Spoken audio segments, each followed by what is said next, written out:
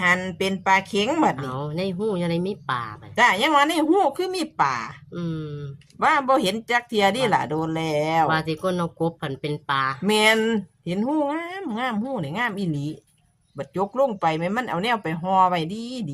มันเป็นปลาเข็งพะนะอ้าวสิตีว่าจังไดล่ะบาดนี้ว่าซั่นดอก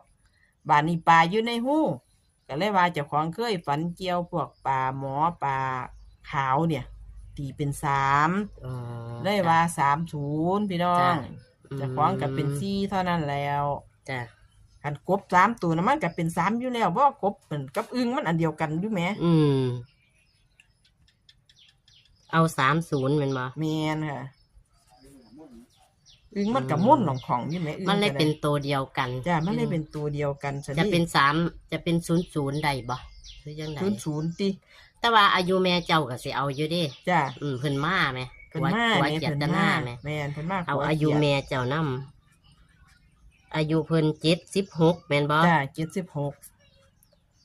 76ปีจ้ะ